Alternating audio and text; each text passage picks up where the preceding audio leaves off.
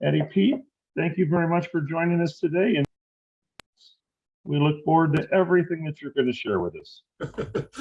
Thank you, Michael, and welcome everybody once again to this introduction to the nature of reality, which is sort of based around the Heart Sutra. So again, welcome. So let's begin as we normally do. We'll do a short breathing meditation where we'll set our motivation, generate a mind of enlightenment, and engage in a few prayers together, and then we'll begin the actual course. So please get comfortable in your chair. Basically, this means that your back is straight and your shoulders are relaxed. Perhaps you could try to tuck your chin in ever so slightly. And you can keep your eyes open or close them.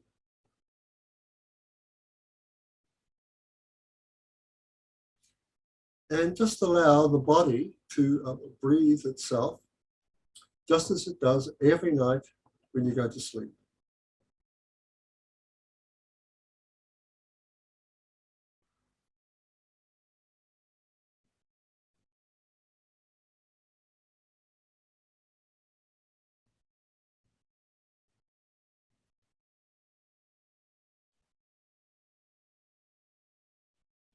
You're breathing normally and naturally, and you are aware of the movements that your body makes whenever you inhale or exhale breath.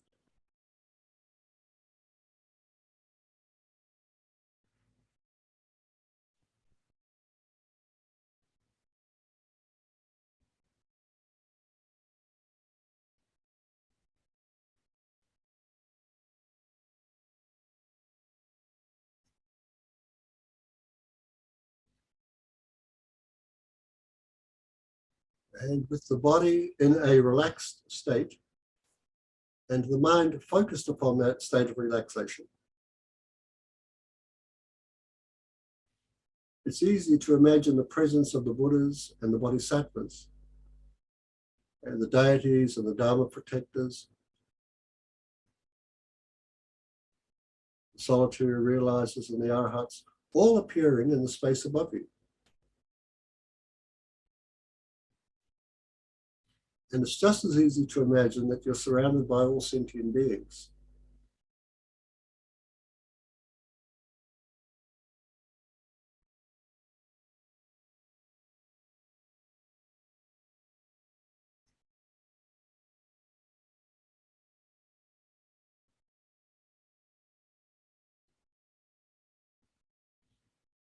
Now, each of us, as sentient beings, have a natural wish to be happy,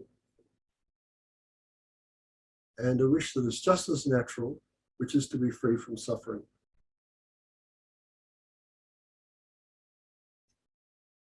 Although we have these natural wishes, as of the moment, we haven't actually accomplished the happiness we're seeking, which is a genuine, unchanging form of happiness.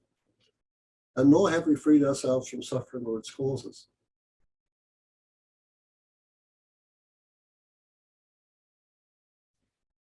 Now, both of these aspirations that we have for ourselves, and which are shared by everyone else,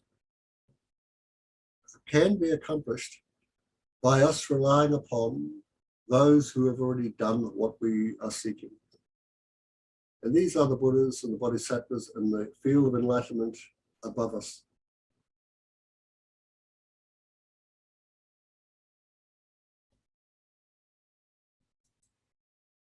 So decide to take refuge in the three rare sublime ones and generate a mind of enlightenment.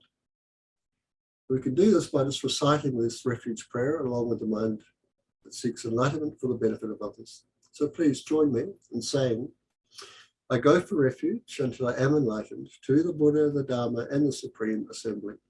By the merits I create through listening to the Dharma, may I become a Buddha to benefit all sentient beings. I go for refuge until I am enlightened to the Buddha, the Dharma, and the Supreme Assembly. By the merits I create through listening to the Dharma, may I become a Buddha to benefit all sentient beings. I go for refuge until I am enlightened to the Buddha, the Dharma, and the Supreme Assembly. By the merits I create through listening to the Dharma, may I become a Buddha to benefit all sentient beings. I think that in response to this wish of ours, lights and nectars pour out from the heart of the Buddha and they wash over you. And they remove every hindrance to the refuge you seek.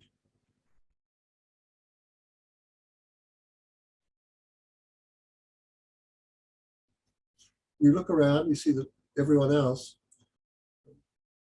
is still seeking happiness, still seeking freedom from suffering. So you have this wish that others be free from suffering and its causes, have happiness and its causes. Be never separated from the happiness of higher rebirths and liberation. That everyone abides in a state of equanimity, free from the bias of attachment and aversion.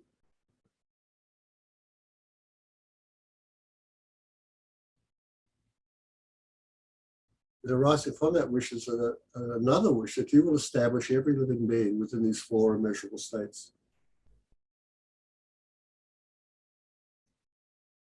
And you know the only way you can do this is to develop the four immeasurables yourself, to have them in your own mental continuum. Again, you wish for that to happen.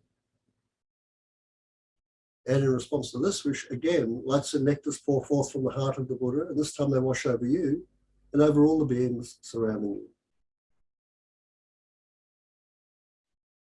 And every one of us is established within a state whereby we possess these four immeasurable thoughts.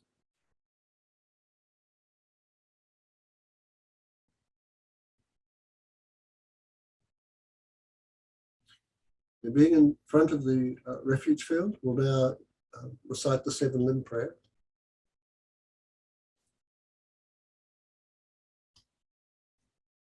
Reverently, I prostrate with my body, speech, and mind. I present clouds of every type of offering, actual and imagined. I declare all my negative actions accumulated since beginning this time and rejoice in the merit it will hold in ordinary beings. Please remain until the end of cyclic existence and turn the wheel of Dharma for living beings. I dedicate my own and others' merits to the great enlightenment. And just in case there's any residual clinging to the merit, to ourselves, to the body, in fact, to anything at all, I think that we're going to make an offering of a mandala to the Buddha and the refuge field as a means to overcome any type of subtle clinging that we have.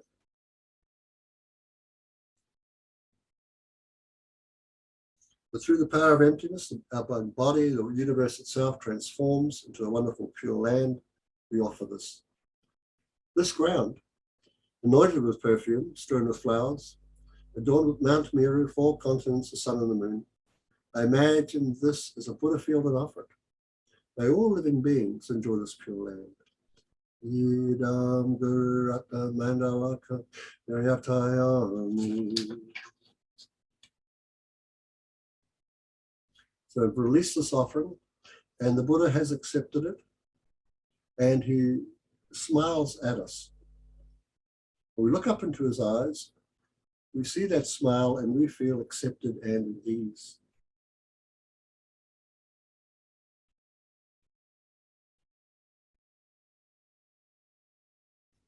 And then an emanation of the Buddha leaves his own heart, moves through space to come and abide above the crown of your head. And he's facing in the same direction you are. The emanation begins to descend, entering the crown of your head, and coming down through your body to rest at the level of your heart.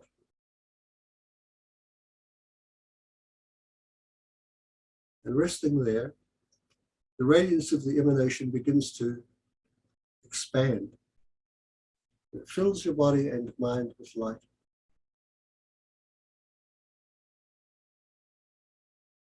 And the light goes out through the pores of your skin and begins to fill the 10 directions of space.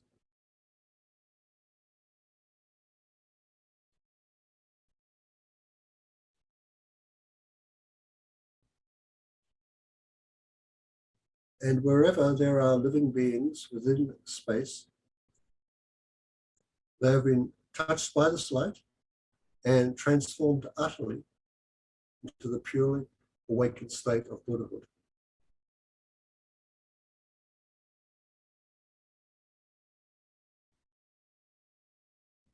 There's no difference between yourself and any other being.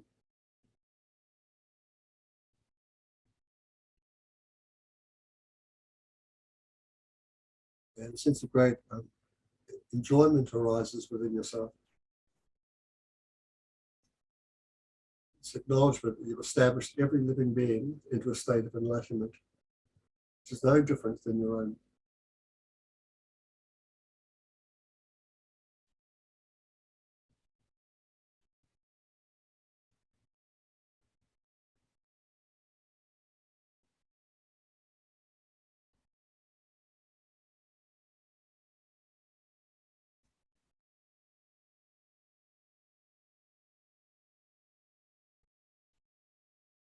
Now this vast field of light begins to withdraw from the 10 directions of space, and it re-enters your heart.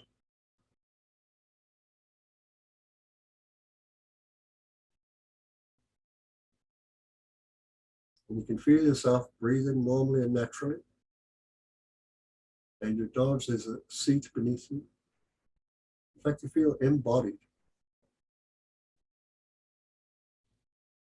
Breathing normally and naturally,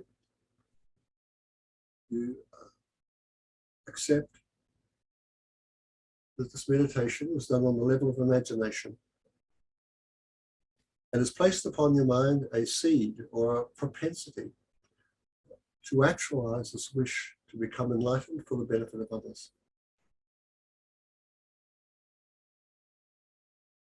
So yes, that's exactly what I want to do. Then you breathe in deeply through your nostrils and exhale through your mouth. And in your own time, allow your eyes to flutter open if they're closed. And you find yourself in your room and in front of the screen.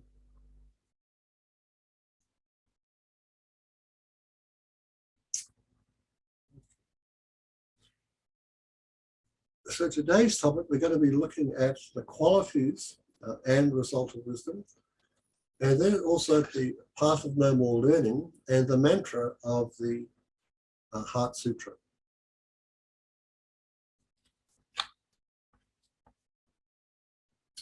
I've relied upon the same books again, so I won't spend no more time than this to say these are the books I've relied upon. Every one of them is useful, and you'll get something from each one of them.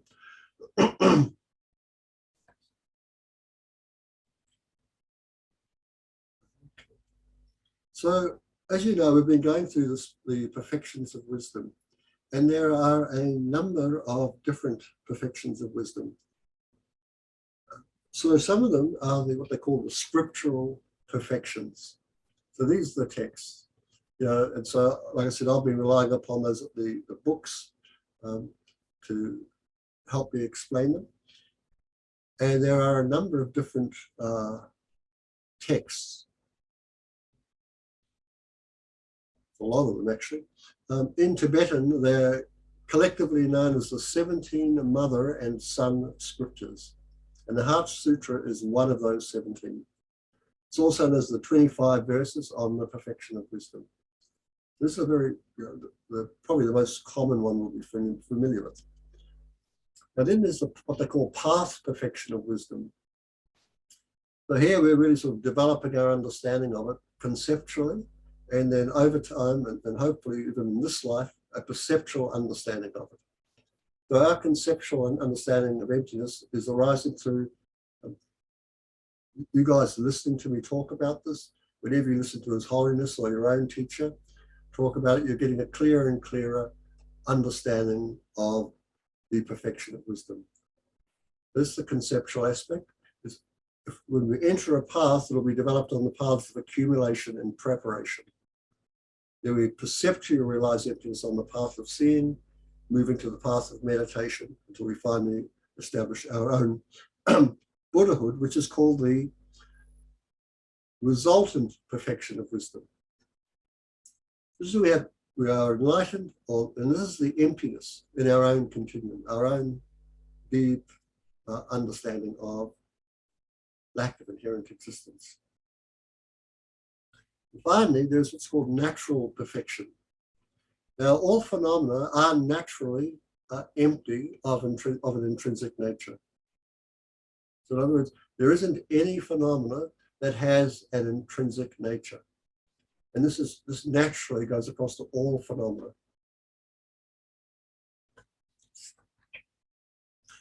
And this is one of the outlines I've introduced to you. And this is what we're going through today.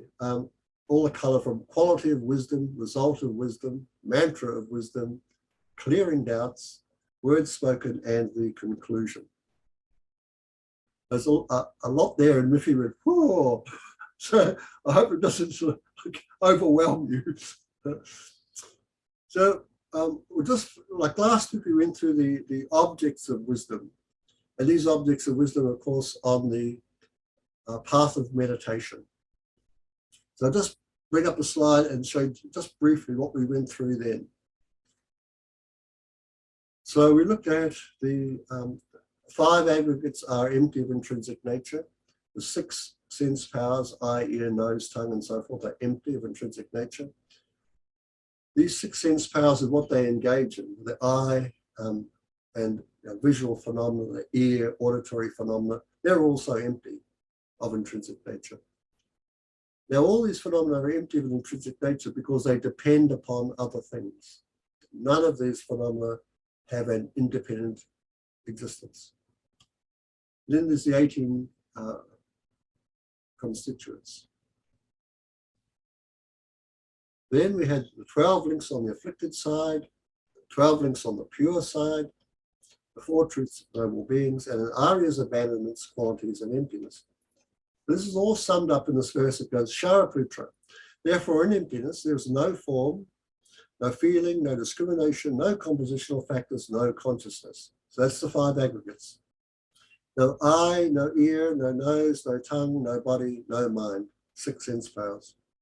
No visual form, no sound, no odor, no taste, no object of touch, and no phenomena. 12 sources. There's no I element and so on, up to and including no mind element and no mental consciousness. Is the 18 constituents. There's no ignorance, no extinction of ignorance, and so on, up to and including no aging and death, and no extinction of aging and death. So there's the 12 links on the afflicted and 12 links on the pure side.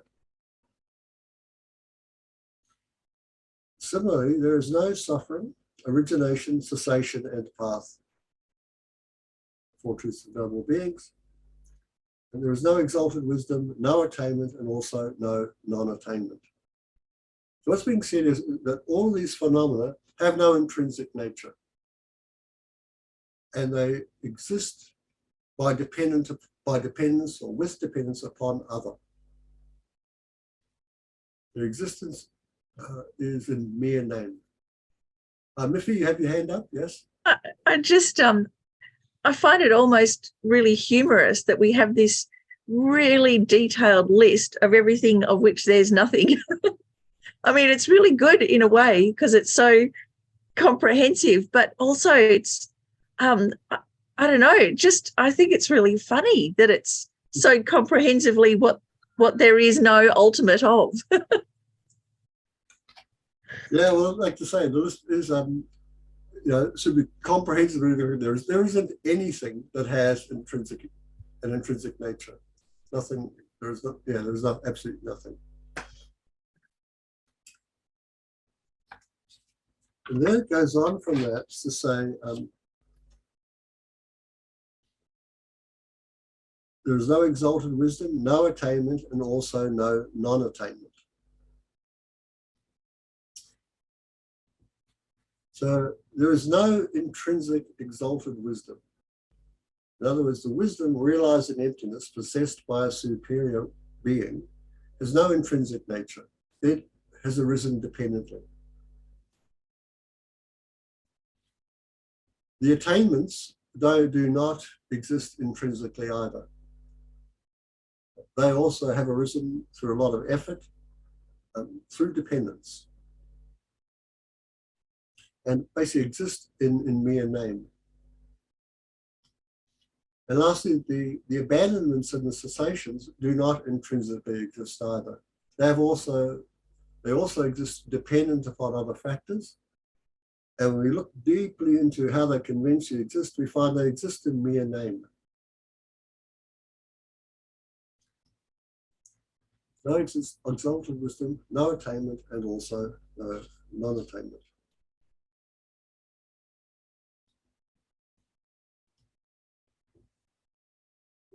Heart Sutra goes on to say, Shariputra. Therefore, because there is no attainment, bodhisattvas rely and dwell in the perfection of wisdom.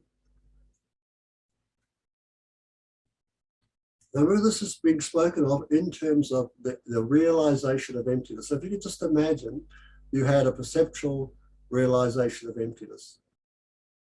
So in that state, the only thing that's appearing to you is the emptiness. And there's nothing else appearing. There are no conventional phenomena appearing at all. Now, the conventional phenomena exist, but they're not seen while you are within the state of full realization of emptiness.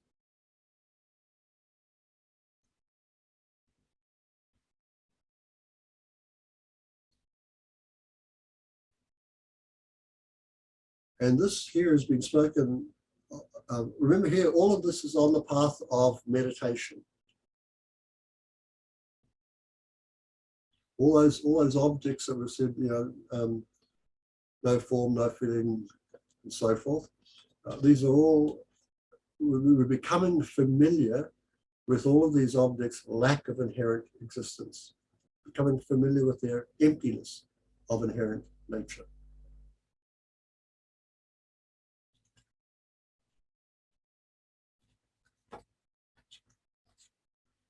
So again, this is there's no attainment, meaning attainments don't have any intrinsic nature. So bodhisattvas rely on and dwell in the perfection of wisdom. So the type of wisdom they're sort of really relying upon here and resting in is, of course, not the scriptural, and it's not the natural. So being bodhisattvas, they're relying on the path wisdom, the perceptual realization of emptiness. And in this part here, we're talking, the perfection of wisdom here is really relating to what they call the, what do you say?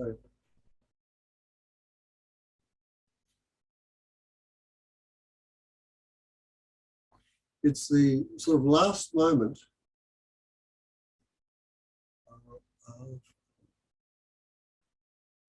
before Buddhahood.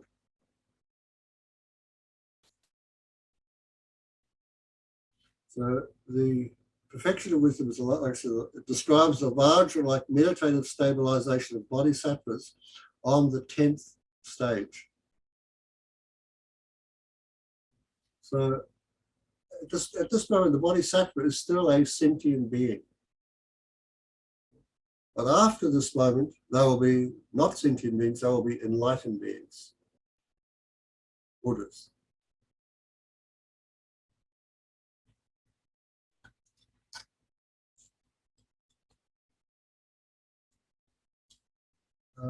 And so then they enter the path of no more learning.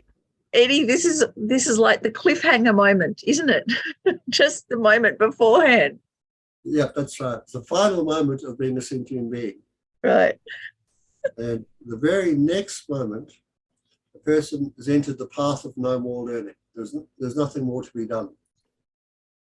And it is defined as an ultimate realization that has abandoned completely the two obstructions. So the two obstructions here, of course, are the obstructions to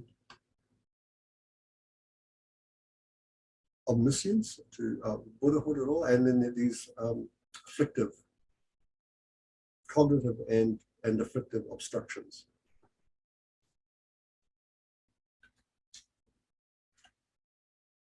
So nirvana is the ultimate nature of one's mind. At a stage where the mind has become totally cleansed of these two obstructions.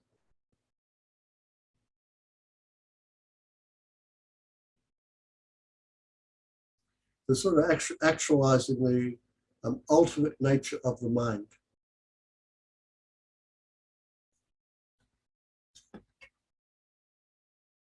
Okay, so just say a couple more things about this. And here we have this part that's now talking about the path of no more learning. So the mind without obscuration and without fear. Having completely passed beyond error, they reach the end point of nirvana.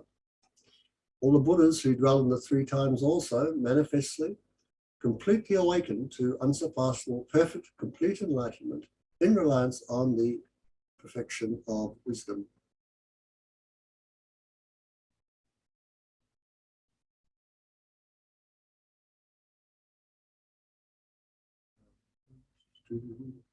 Without obstruction, to unsurpassable, perfect, complete enlightenment, without obscuration and without fear. So without obscuration and without fear, the person has realized what they call it, the nature dharmakaya. Completely passed beyond error, that's the wisdom dharmakaya. And reached the end point of nirvana is the rupakaya. This is what it's sort of these parts of the verses are referring to. So you can see here, we're really talking about the state of Buddhahood. The path of no more learning is the state of Buddhahood. And again, we'll just go through this brief way of summarizing it all. Without obscuration and without fear means the person's overcome the two obstructions to Buddhahood, the cognitive and afflictive obscurations.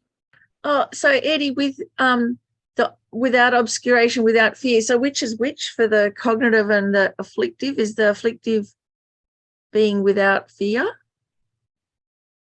The afflictive, yeah. Yeah. Okay. That's right. And yeah. Pass beyond the error, overcome all faults. The state beyond sorrow means the end point of nirvana. And the three times here is past, present, and future. So here we're talking about the past Buddhas. The Buddhas of the past, Shakyamuni Buddha is the fourth Buddha. And in future, there'll be the Buddha Maitreya.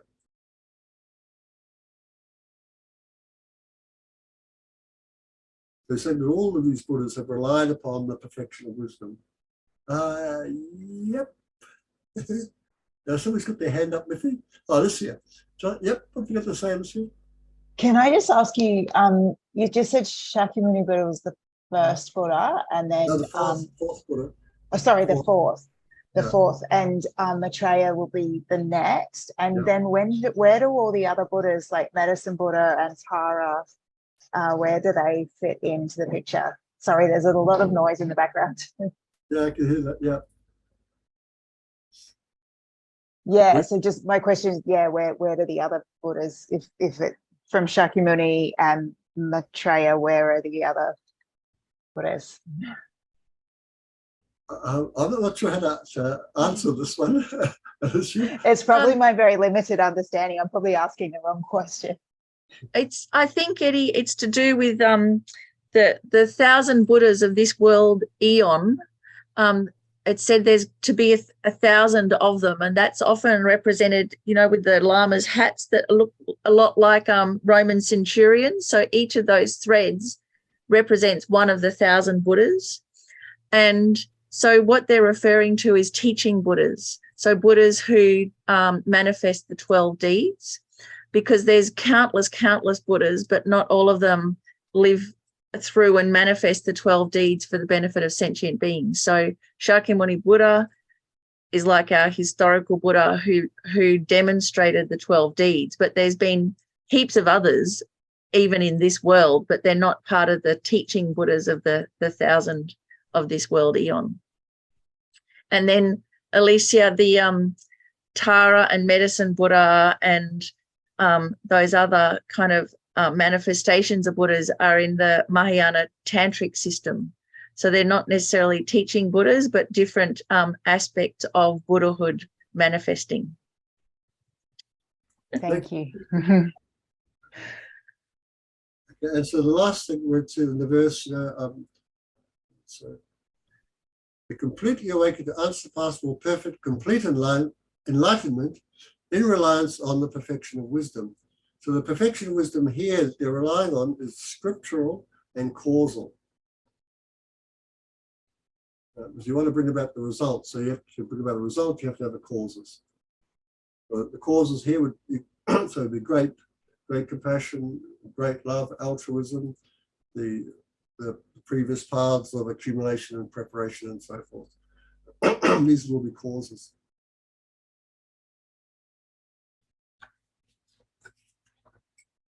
Okay, so I'm just going to, is there anything you'd like to ask before we move on to the mantra section? It's kind of hard to even know what to ask, Eddie, because it's quite overwhelming and it's quite kind of rarefied getting it to this end, the pointy end of the path. Yeah. Except that it's good to know that there is this amount of detail in there as well. Yeah. Makes it easier to grasp, I suppose. So, Eddie, I just wanted to say one thing. I appreciated Alicia's question about the Buddhas because I had the same question myself. So thank you, Miffy, for answering that. I have a question. That writing that you were showing earlier is that Tibetan writing? And No. does it look No. the same today as it did then, or is that like old style? no, Eddie, just stop your screen share while you. Okay. So no, it's not Tibetan. It's from gosh, I didn't put the detail in, but no, it's not Tibetan. It's from another. It's even earlier. It's like it's even pre-Sanskrit, I think. Yeah. So what can I say? It's like one of those small states or countries, states that existed at that time, and they used that particular type of language. And so, I thought, wow, like it goes right across many different countries and cultures. And so that's why I thought I'll put this different writing in to show you how wide this perfection of wisdom spread. And it's really extraordinary script because it looks so it really shows how the script is almost like a subtle body of the Buddha, because it looks quite alive. And there are a couple of famous texts. I think there's one of the Diamond Cutter Sutra where once a year they've got the entire sutra written out on a scroll. It's thousands of meters long. And so they opened the scroll up and it takes all of these, hundreds and hundreds of monks to hold it on either side as they unfurl it and goes down the path. And Eddie, I believe Jeanette also had a question. Okay, Jeanette? I'm not sure if Jeanette has unmuted. No, Oh, I'm still here. Yeah. I was just wondering about those past Buddhas, Eddie. Yeah. The 3 past Buddhas. Do we have teachings from them? Not in our world system anymore. No. They won't be any different than Shakyamuni Buddhas, right? They were in a different world system, those Buddhas, but Shakyamuni Buddha is counted as being exceptionally unique amongst the 1,000 Buddhas because Shakyamuni Buddha is the only one to teach the tantric system. Okay, thank you. Okay. Well, thank you for your questions, and I'll move on. So now we come to the section on the mantra of wisdom. So everything that's come before, remember, this is for persons of small capacity. like us. It's just, we have to give you so much detail because like we're not too bright. So we need lots of ways of getting at it. And now it comes from those with very sharp intelligence, right? All they need to hear is the mantra and they understand the perfection of wisdom. So let's have a look at this part of the text. Whoops, sorry. This is here, it begins. Therefore, the mantra of the perfection of wisdom, the mantra of great knowledge, the unsurpassed mantra, the mantra equal to the unequaled, the mantra that thoroughly pacifies all suffering should be known as truth, since it is not false. The mantra of the perfection of wisdom is declared Tayata Om Gati Gati Paragati Parasamgati and Bodhisoha. So here, the perfection of wisdom itself is referred to as a mantra.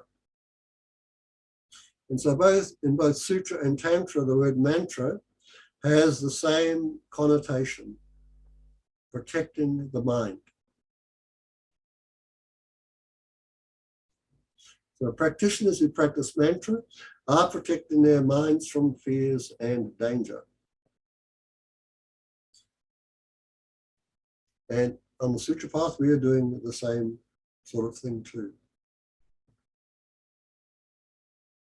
The bodhisattva with the sharpest of faculties, when hearing of the mantra of the perfection of wisdom, would understand the path of accumulation. By hearing it referred to as the mantra of great knowledge, they'd understand the path of preparation. By hearing it referred to as the unexcelled mantra, the bodhisattva understands the path of seeing. By hearing it referred to as the mantra equal to the unequaled, bodhisattva understands the path of meditation. And by hearing it referred to as the mantra that quells all suffering, bodhisattva understands the path of no more learning. So we'll come to all of this shortly. But let's have a look at these qualities of this mantra, right? So we have these 5 ways of talking about it.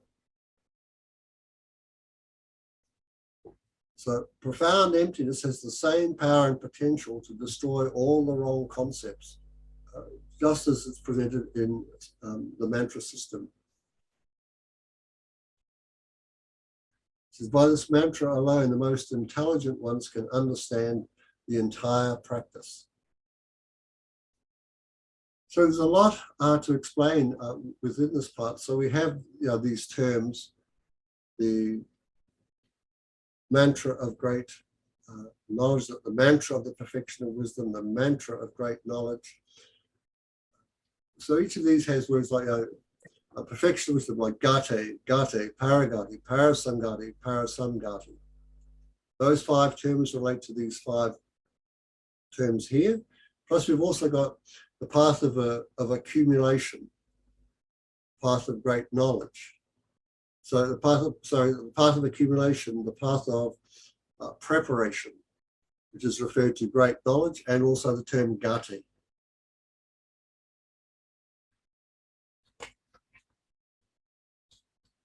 So let's just go through these briefly. So the perfection of wisdom, first of all. So it has the ability to remove every single and external obstruction. In other words, has the ability to protects our mind from the 2 obscurations and the fears associated with them. So here this is referring to the perfection of wisdom on the path of accumulation, and it's referred to the term gate.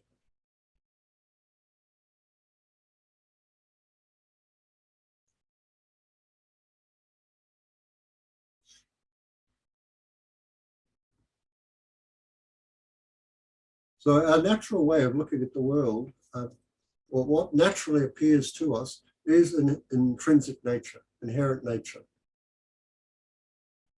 That's what's naturally appearing to us. But in fact, things are naturally without that intrinsic nature. Things are naturally empty, but they're appearing completely opposite to us. They're appearing as if they actually have intrinsic nature when they don't have it. And so when we buy into the idea that phenomena actually have an intrinsic nature, then all hopes and fears arise. But then all the afflictions arise.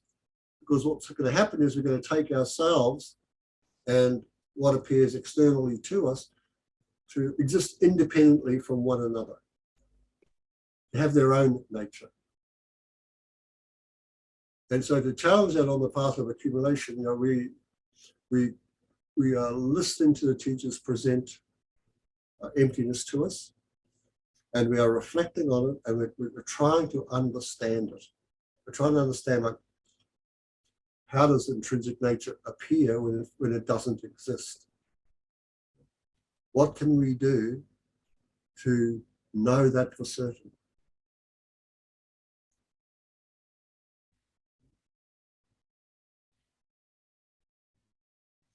In the second term, of course, this is relating to the path of accumulation.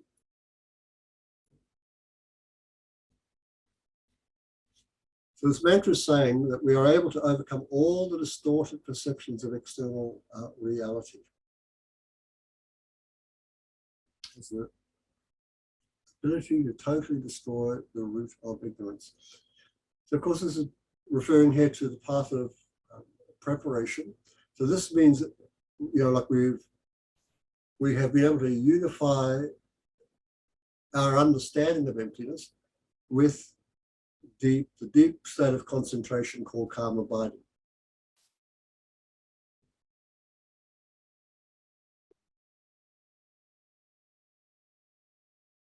The mantra of wisdom is called the mantra of great knowledge because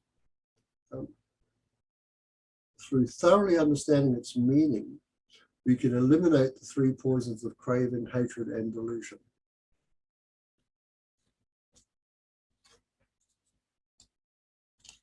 It's called the unsurpassed mantra. And so it's called this because there's no greater method than the perfection of wisdom, saving one from the extremes of cyclic existence and the isolated peace of an individual nirvana. So here, of course, this is the path of seeing, referred to as parasamgati. That can destroy not only the distorted perceptions of external reality, which is covered on the two previous parts, but the distorted perceptions of every aspect of reality.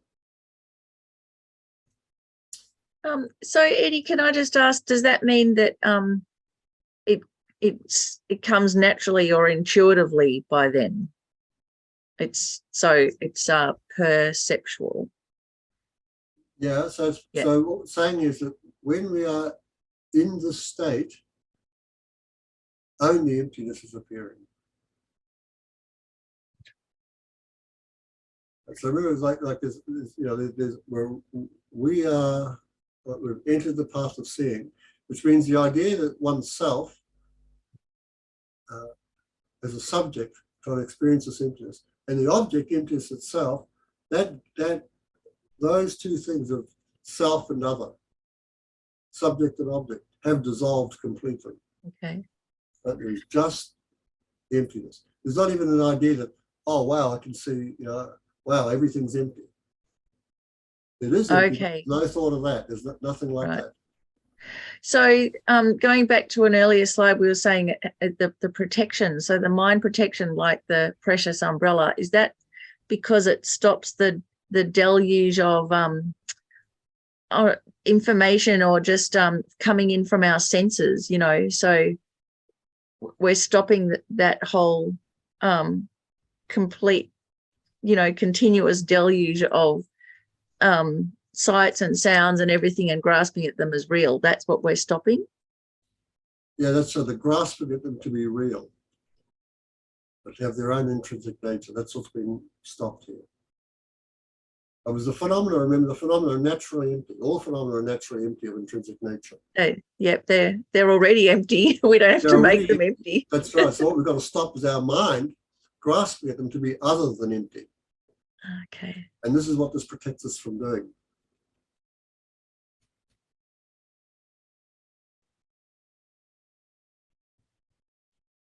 It says, grasping at the self is what is at the very root of suffering. The wisdom realizing emptiness overcomes that. It is the best thing for overcoming that. And so it is the unsurpassable mantra. Unsurpassed in its ability to overcome the grasping at the self and the suffering that ensues from that. Then the mantra is called equal to the unequal. It's called this because the Buddha's enlightened state is unequal. And through the deepest realization of this mantra, one attains the state equal to that state.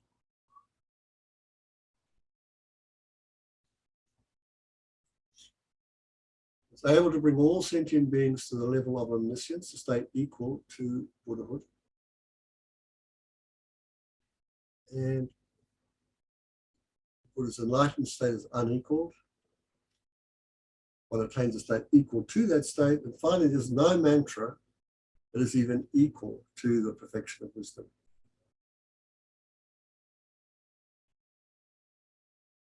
This is from Yeshitashi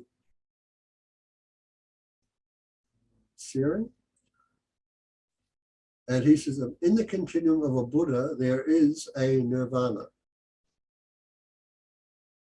Nirvana in the continuum of a Buddha is a true cessation.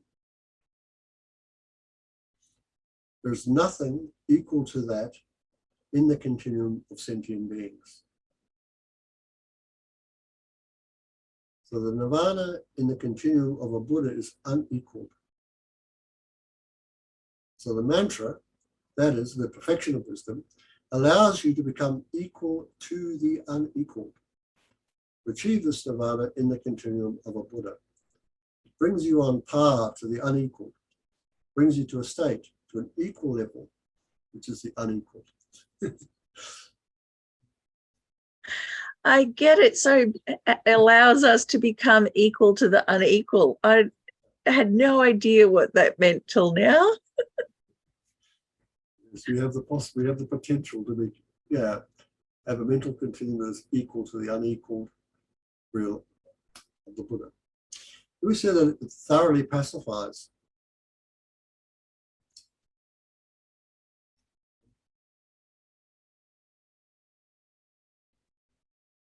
It quells the mantra that quells suffering, its causes, and imprints. And this is referring, of course, to the path of no more learning. This is like Buddhahood itself. So since it is capable of uprooting all the causes and the conditions of suffering, it is given the name, the mantra that totally pacifies all suffering.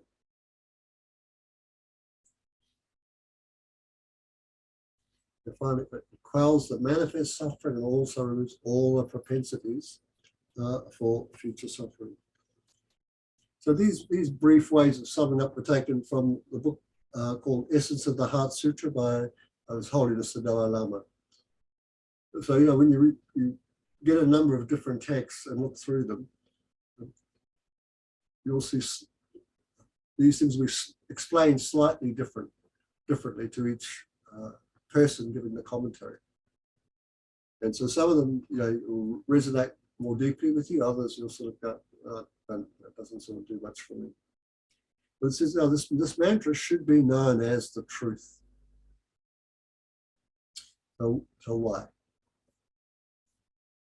So it's known as truth because it is a practice that will never lead to any further confusion or deception. And so conventionalities are deceptive because they all appear to be intrinsically existent when they lack that nature. And in fact, they're empty. And so conventions are deceptive. In fact, conventional truth is called the deceptive truth, a truth of deception. So notice it's an infallible and a true path. It's the ultimate truth. And here, when we see things being empty of intrinsic nature, there is no disparity between the appearance and the reality. But with every conventional phenomenon, there's always a disparity. Yeah, and the disparity is between how they appear and how they actually exist. But with emptiness, it actually exists in the way it appears.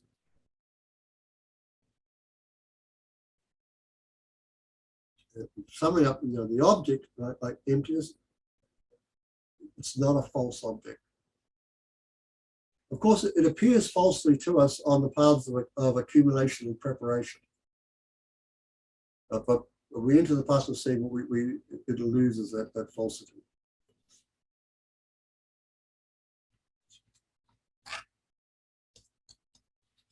So this is the thing. So let's have a look now at the meaning of this mantra. So here we, like this word tayata. Okay? It is thus. This is one should develop the perfection of wisdom in the following way. So tayata, it is thus, and it means this. So what is the following way?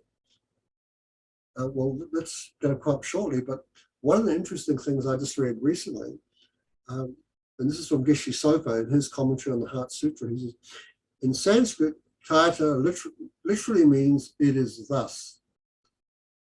And so this is preparing the way for what follows. Tayata means merely, in name only. That's, like I said, man, that is brilliant.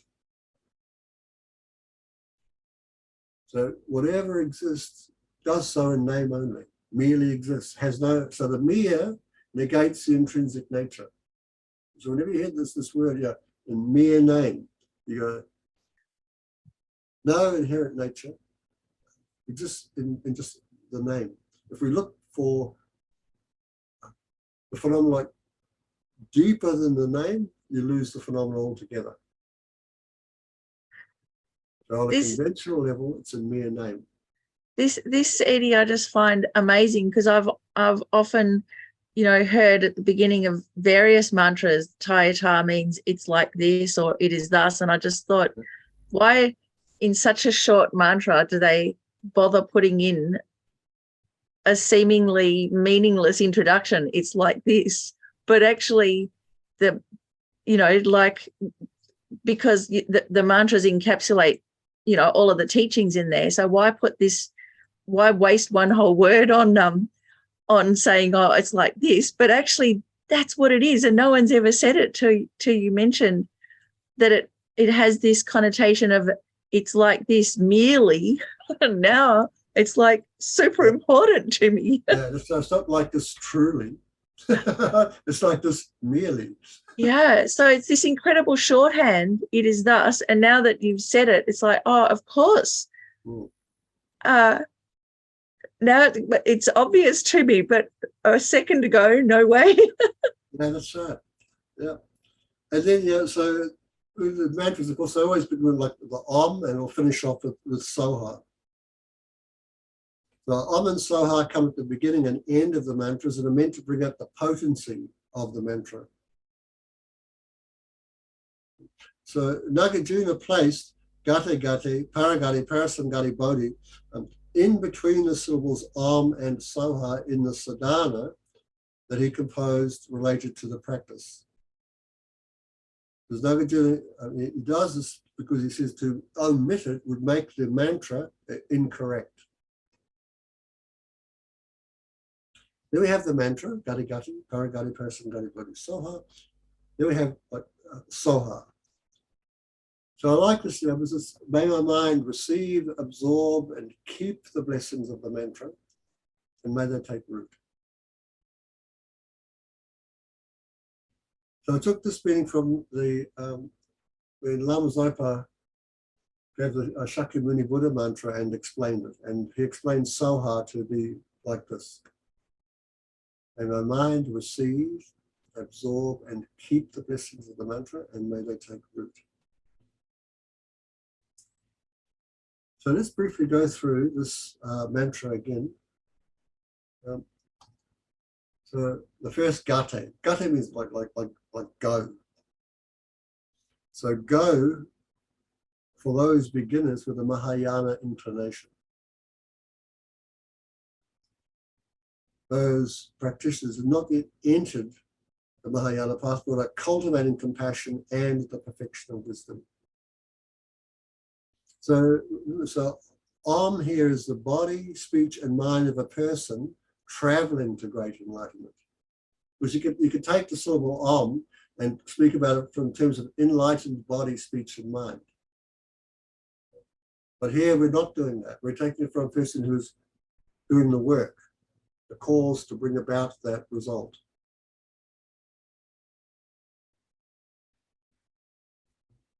So it means go to the path of accumulation of the greater vehicle. When practitioners spontaneously and naturally experience bodhicitta, then they've already entered the path of accumulation. So go or gata here is an exhortation to enter the path of accumulating merit. And like it teaches this mantra of the perfection of wisdom, gati. It means enter and proceed along this path of accumulating merit. So, the accumulation of merit is primarily derived through learning, reflection, and a deep intellectual understanding. Until we get a clear insight into the reality. Eddie, have I forgotten? So it is specifically Mahayana. Yep. This whole sutra is a Mahayana sutra, Yes, isn't it? Yeah. Yep. Okay.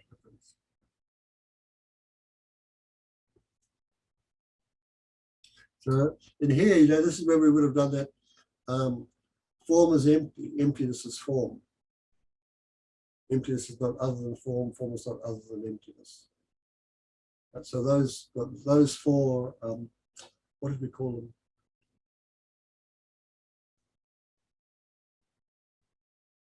Parameters. Yeah, you could say parameters wasn't the word I was thinking of, but just get my mind. But it's there, we start looking at it. And so this is we're accumulating the merit to understand this. Even just trying to understand it, intellectually is accumulating the merit that's needed. Then we hear this word, the gati will come up again, won't it? It goes gati, gati. The second gati means go again.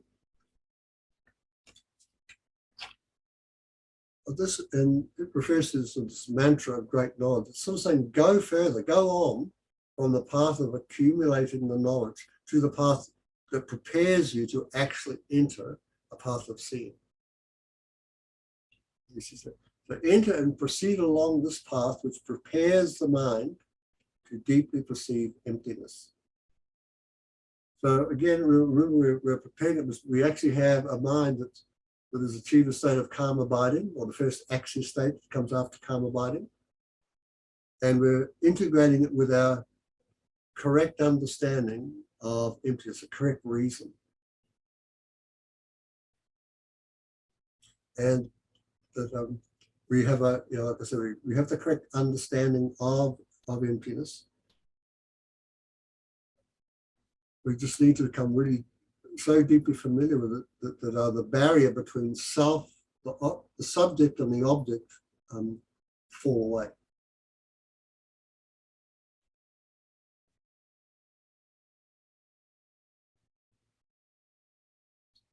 Because during the stage of preparation, one's understanding of emptiness becomes progressively deeper, more subtle, and clearer. The use of concepts in meditation gradually recedes.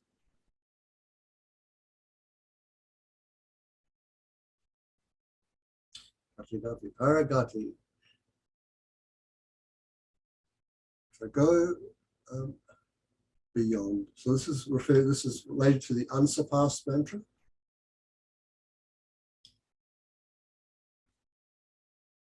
So here we've actually achieved the path of seeing.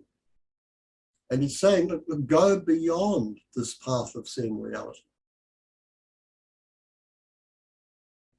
which is the direct and unmediated realization of emptiness. So then we have like, all those different phenomena that Miffy brought up. The 5 aggregates, the 6 senses, the 12 sources, the 18, so forth, the 4 noble truths, the 12 links, and so forth. Like see that all of these phenomena are empty. Because on the path of seeing, you might have thought, well, your way of doing it might have been, I'm going to work on seeing the emptiness of the I, the self, that I grasp at so tightly to exist. So you got, yep, that's one phenomenon out, sense of I, an inherently existent I. You've seen the emptiness of that. But now you've got to sort of work, if you just leave it like that, the aggregates are going to appear intrinsically existent, so the grasp will take up again. So we've got to go through everything.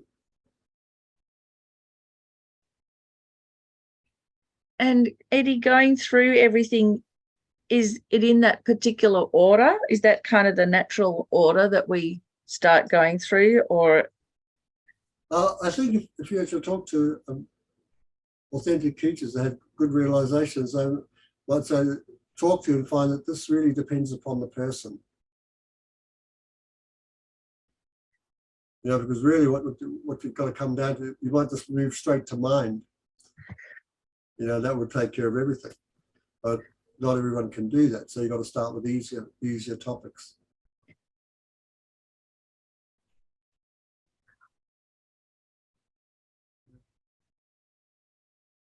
And so this relates to that, the emptiness of the 8 aspects of phenomena. All phenomena are emptiness. They are without defining characteristics.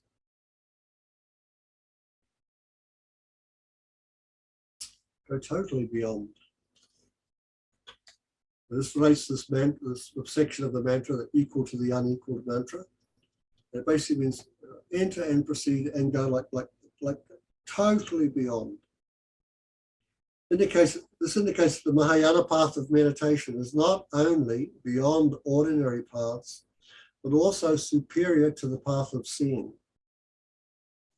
And therefore we need to progress to this path. Having done this, we need to practice the stages of the paths of method and wisdom of the Mahayana.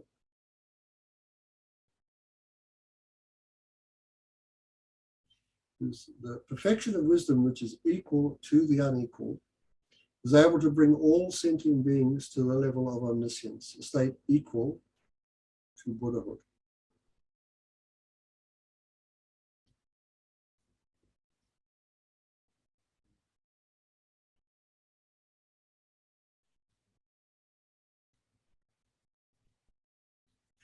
And then we have Bodhi. So here we have enlightenment itself. So it teaches that we must complete all the stages of the paths of method and wisdom and achieve enlightenment for the benefit of others. So, since it is capable of uprooting all the causes and conditions of suffering, it's given the name, the mantra that totally pacifies all suffering. As we saw before, it quells manifest suffering and also removes the propensities for future suffering.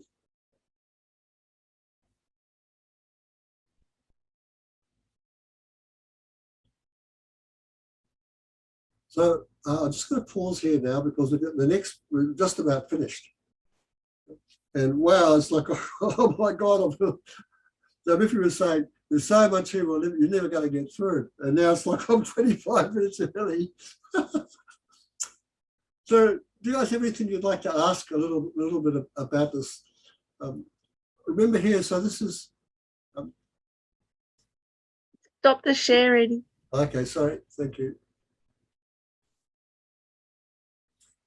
Yeah, so please, do you have any questions about it? Well, I'll just say that. And then see if you ask me something that requires quite a lot of detailed explanation, I'll have to put you off and just say why that is. So anything anybody would like to ask, we're up to where we're at. Jeanette's got a couple of fingers up. Jeanette, yes, sweetie, but your microphone's off. Okay, I've done it. Yeah, you got I it. just wanted to say thank you for this, because I recite the Heart Sutra every night before I go to bed, and I don't really understand much of it, Yeah. but this has been really good, informative, especially the bit about the mantra. So thank you. Okay. Hear And me? also, you're cutting out, Jeanette. Sound is gone. Can you hear me now, Eddie? Yep, I can. Yep. So these slides are up on our site, and I think they're possibly also up on the normal link site, maybe. They might be up there, these slides. So you can always like just have a look whenever you're unsure. You know, because this is a very sort of like a quick review type thing. And then, of course, you know, go to the text, read the commentary of His Holiness and other people, and that'll deepen your understanding of it. Oh, can you hear me now, Eddie? Yes, we can, Jeanette. Yep. Yeah. Did you hear what I said before? Yep, that you read this every night and that you didn't have much understanding of it, and this course has helped you in terms of the mantra. Thanks very much. It's just Okay. my earphones have gone funny. Okay, thank you. Okay, Jeanette. Anybody else? Eddie, I find it's great having this just the explanation of the paths and how it fits into the mantra and then the actual sutra, so that they kind of tie together.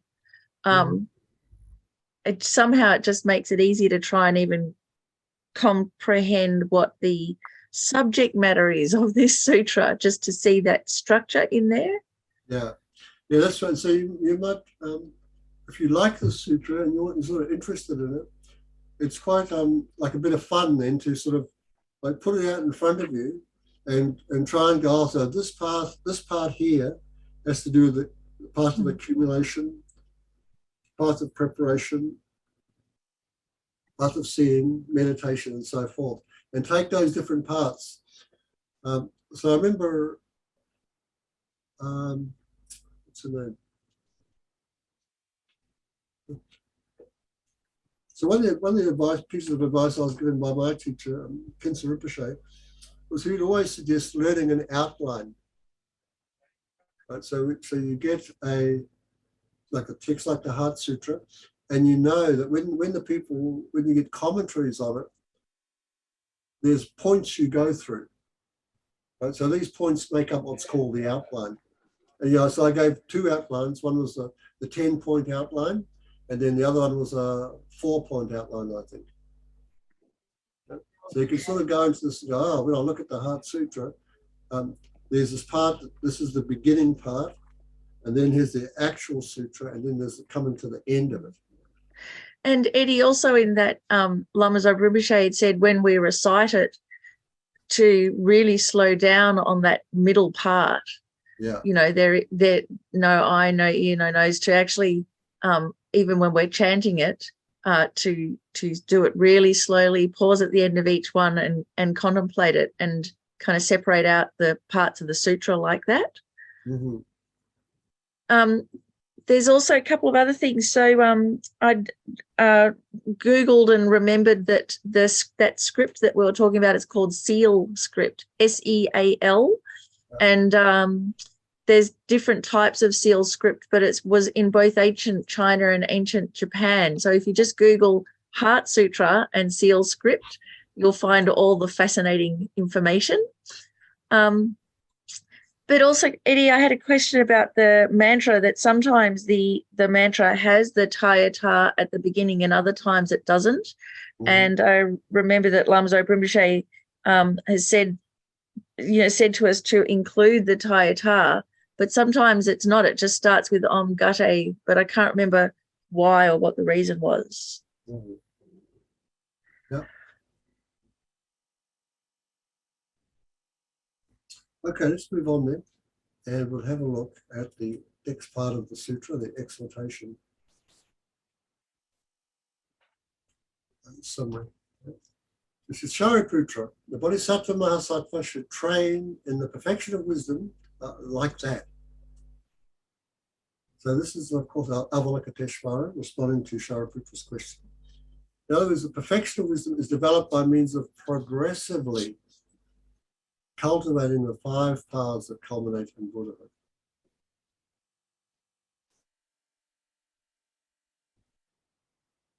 So in other words, he's saying Avalokiteshvara is exhorting or encouraging all the bodhisattvas and anyone else who wishes to attain great enlightenment to train in the profound perfection of wisdom as he has described. As the sutra describes it, he says, this is how you go about it. And the Bhagavan arose from that concentration and commended the Bodhisattva Mahasattva Arya Avalokiteshvara.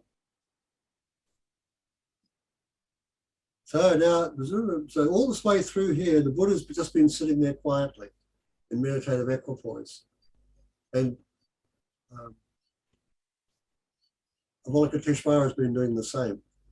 Remember, the Buddha has, through his concentration, inspired Shariputra to actually ask the question. So now the Buddha is going to come out of his meditation and say something about this.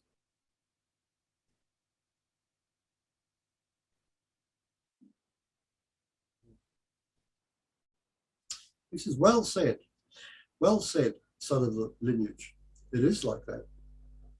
It is like that. One should practice the profound perfection of wisdom just as you have indicated. Even the Tathagatas rejoice.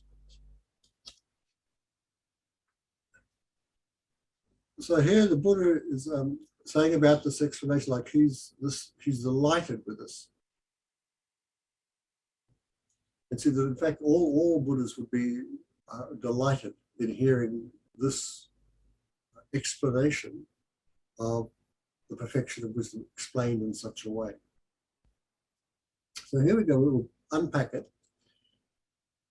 Well said. So this is referring to an approval of the causal aspects explanation.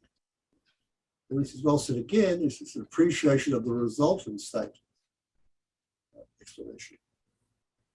So it is like that. So the explanation that the great Bodhisattva Arya Avalokiteshvara has given, this explanation accords with the reality.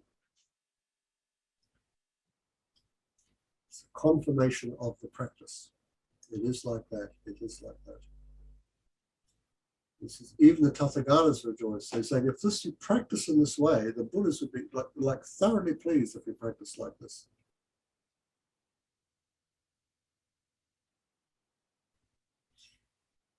So even though the dialogue is concluded now, the Buddha commends and affirms Avalokiteshvara's expression. So this affirmation indicates that Buddha's meditative absorption is in fact the fusion of deep meditative equipoise upon emptiness, the ultimate truth, and full cognizance of the world of phenomena continually unfolding, conventional truth. Now, this simultaneous awareness is a unique quality of the mind of a Buddha. So it's like the Buddha's meditating and both are appearing at once, the conventional truth and the ultimate truth. Now, for us and anybody who's not a Buddha, that's not what happens. They are meditative equipoise on emptiness, and then they come out and the conventional truth appears, the world of all phenomena. They'd have to go back into it and come out of it. This is not the case for a Buddha.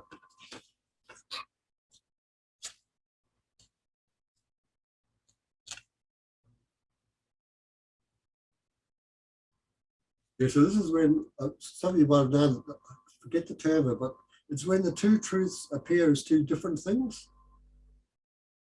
So like I'm saying, when you're meditative equipoise on emptiness, you have a direct perception of the ultimate truth. And that's it. There's no conventional phenomena appearing at that time, just the ultimate truth. Then you come out of it, and now conventional truth appears. So when conventional truth appears, the ultimate truth doesn't. So you can only get one at a time, so to speak. But achieving the state of enlightenment, you get both together. Because all conventional truths are empty of any inherent nature, straight up, aren't they? But for us, looking right now at conventional truths, they all, the emptiness doesn't appear.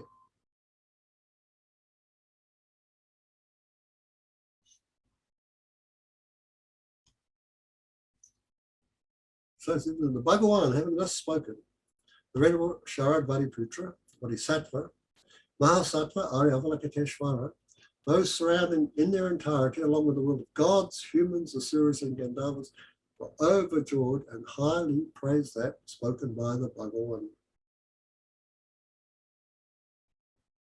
So basically, as a result of hearing the sutra, everybody was greatly pleased and praised what had been spoken and took these teachings to heart. Now, His Holiness says from his book, Essence of the Heart Sutra, and this is on page 135, when we read and make an endeavor to thoroughly grasp the depth of meaning of a scripture such as this one, we can begin to appreciate the deep sentiments expressed in homages to the Buddha. So there's another great homage I really love, is the one when the homage dependent to the praise to the Buddha that Lama Tsongkhapa gives in praise of dependent origination. That's another mind-blowing thing. You read that, and then you get the understanding of what goes on. Now this is so a couple of good questions could arise from here. Like, when I showed you the picture of Vulture's Peak, and the area where the teaching was actually given, it's a very small space up there. So here it's saying that a lot of people there, a lot of beings. There's gods, there's humans, asaras, Gandharvas. It's like it's massive. So there's a sort of contradiction here between conventional realities as we presently know them and the ultimate reality. It's something to think about. And His Holiness does address this, saying, like so many people there, where would they fit? So you can't take this like to be literal.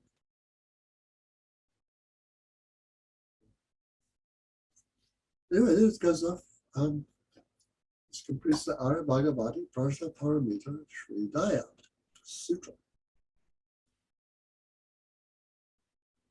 So this concludes the Mahayana Sutra, known as the Essence of the Perfection of Wisdom. It was translated by the Indian abbot Vimala Mitra and by a fully ordained translator called Rinchen Day. And then it was revised and finalized, and you can see the way that we've seen it today is not always the way you'll come across it. Like I said, in the Japanese and the Chinese traditions, a lot of the colophon is not there. Not the colophon, the what's it called? Prelude. The prelude is there. The prologue is not there. Right? It just starts off, Avalokiteshvara was coursing in the deep. It goes straight on. He saw these 5 aggregates were empty. And then it's on.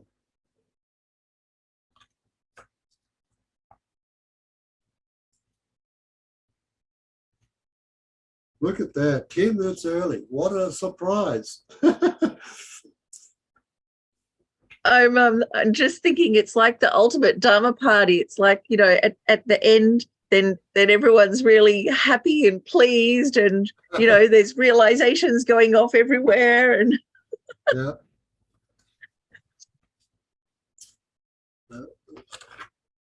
I'm just putting together the slides of all of the classes, and I'll upload it and post it in a moment. So you have to be able to tell a story for a few more minutes, Eddie. Okay. So if we look at, I want to go right back to very beginning, I want you to imagine that you have the Heart Sutra in front of you. Okay? So when you look at that, what you're going to see first of all is the title, aren't you? So there's the title of the text. Then there's often like, there's a homage given. And the homage can differ, but sometimes it says, I prostrate to the triple gem is one of the ways of doing it. So we've got a title and a homage. Then we've got the subject matter, and finally it concludes. And so it's a very simple way of having an outline for the text. And if you go to the text and you study the meaning of the title, like I said, when we went to Melbourne to listen to this by His Holiness, it was over 1.5 hours just on the title. There's a lot you can draw from the title. Then if you go to the other, again, to different texts, you'll see that this homage. So sometimes it's given to the triple gem, sometimes it's given to something else. But again, so that can also be like an hour and a half listening to people talking about the homage, especially depending upon where it's given. And that can also be quite stimulating. It's really interesting. Then we finally come to like the subject matter of the text, which most people is like, they just go straight to that. Right? So you'll see in this the subject matter is made up of 2 parts. So there's the prologue, and then the actual sutra begins. So it's like an introduction, a prologue. And when the sutra begins, there's only like 4 parts to it. Shariputra is going to ask a question, and then Avalokiteshvara answers that question. Then the Buddha says, that's right, well said, well said. So we've got Shariputra's question, Avalokiteshvara's answer, the Buddha's affirmation, saying, yep, that's right, and then everybody delighted and going, I'm going to practice this, pledging to practice this, their understanding of the Heart Sutra. So that's where you go, title, homage, sutra, conclusion.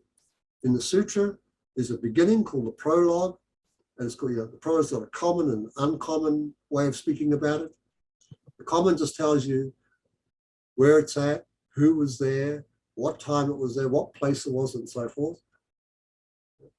And then it comes, and then you come to this next part, which is, and now the Buddha's in this deep state of concentration.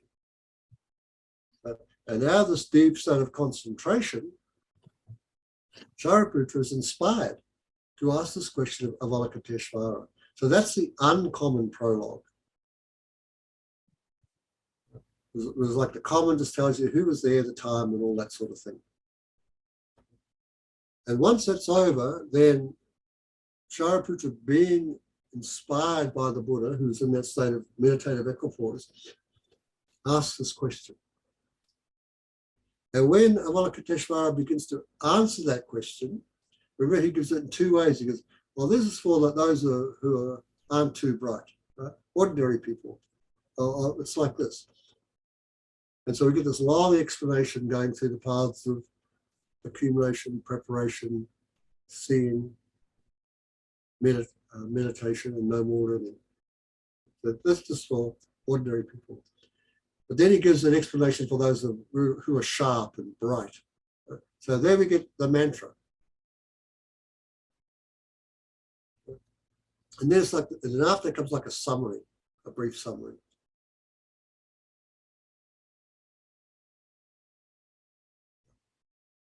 And then, then we look at for those who are of dull disposition, someone just like myself, he gives us, okay, now look at, I want to explain to you, Eddie, from the paths of accumulation. And in that part, we have this section called form is empty. Emptiness is form. Emptiness is not other than form. Form is not other than emptiness. So we give this explanation on the path of accumulation and partly on the path of preparation. Because like this Shariputra, all phenomena are merely empty, having no characteristics. So now we're moving off into the path of seeing. And he does all, and then a little bit later, he goes on that path is the 3 doors of emptiness, emptiness, signlessness, and wishlessness. We look at how the phenomena, all causal phenomena lack inherent existence, all resultant phenomena lack inherent existence, and the nature of all phenomena is to be empty. Then we move into the path of meditation, and this is where we have the 5 aggregates, the 6 sources, 12 sense fields, 18 constituents, and so forth. It goes all the way through that. That's just big section for those of dull propensities, and then the mantra is explained, and this is for the people of sharp disposition. We go tayata, it's like this. The body, speech, and mind of the ordinary person is going to progress on this understanding of emptiness. He goes, gate, like go onto this path of accumulating knowledge. Gate, go onto this path of preparing and get ready to go to the path of parasamgati, path of seeing. Paragati, path of seeing. Then parasamgati, go further. It just, well, one of the things I do to help me retain some of this material is I like to draw mind maps. You know, so I go, okay, there's the sutra, and then I can go, okay, so it's got 4 parts. There's always a title, there's always a homage, the sutra itself, conclusion. You know, you can break it up. You go, okay, well, where the title's given, there's 3 parts, isn't there? There's the Sanskrit, the Tibetan, and the English. You can have little 3 lines off there. Okay. The homage is given to it has different functions that can be given to different objects and so forth. And then now we come to the sutra. We'll just break it down like that. So like I said, if you love the sutra and you like reciting it, please keep doing that. And I'm trying to get like a deeper knowledge of it. Like, the term tayata, like Miffy was saying. So I just realized, wow, it suddenly made a huge difference to it. It's like, really, it's like this. It's like things exist in mere name. Remember that.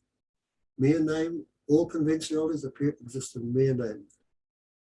There isn't anything that ultimately exists, not even the ultimate truth. And that's me, an ordinary person with a body, speech, and mind, interested in bringing about freedom for myself and helping others do the same.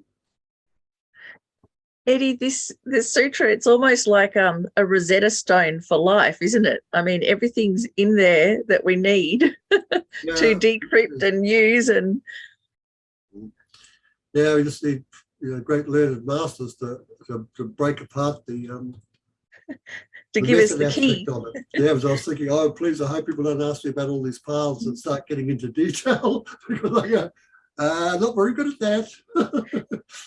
So, Eddie, even the tayata, is that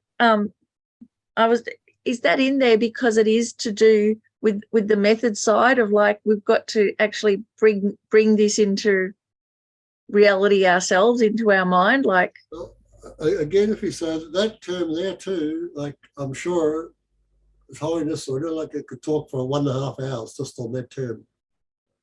So if you look, when you go to the text, not all the time, but in some of the more deeper scholarly texts, they break these words apart, and you've got like ta, ya, ta, and each part is broken up into Sanskrit syllables, and it's got a lot of meaning to it. Yeah. So, like I said, I just suggest, if you like this sutra, do keep reciting it. But also, I think Miffy's given some of the slides across. Like, I've just tried to summarize it. But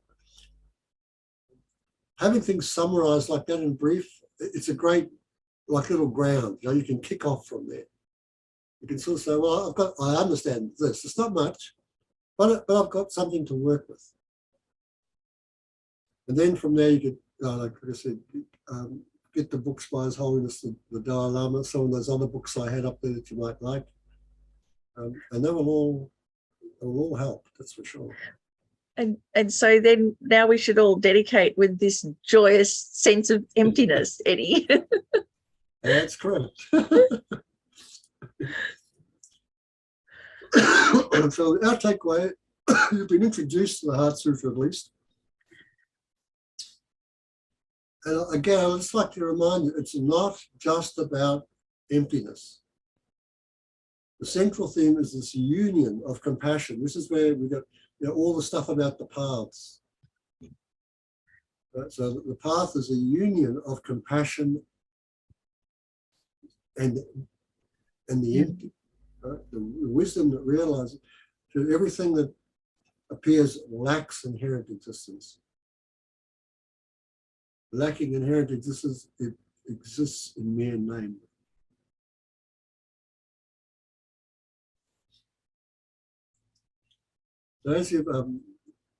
So we have this new course coming up on equanimity. And boy, that's been a voyage of discovery for me too. I'd love to share it with you, and I hope you'll have the time. You'd like to turn up and know a little bit about it. Eddie, that sounds great, because there was earlier this year, I wanted to do a 1 week concentrated focus on different topics, and equanimity was the topic that you could find the least on. Okay. Well, thank you, Michael. Well, yeah, I share with what I can. And I'm sure you'll find it very, very useful, that's for sure. So we spent like an hour and a half here. I mean, I love sharing my time with you, and I'm glad you're here to share it with me, especially to talk about the perfection of wisdom. It's just wonderful. So we've created some merit. So let's offer it to the Buddhas and to all sentient beings, so we can become enlightened to help others do the same. Due to the merits of these virtuous actions, may I quickly attain the state of a Guru Buddha and lead all living beings without exception into that enlightened state. May the supreme jewel, bodhicitta, not yet born, arise and grow. May that born have no decline but increase forevermore. As long as space endures and as long as sentient beings abide, may I too remain to dispel the sorrows of the world.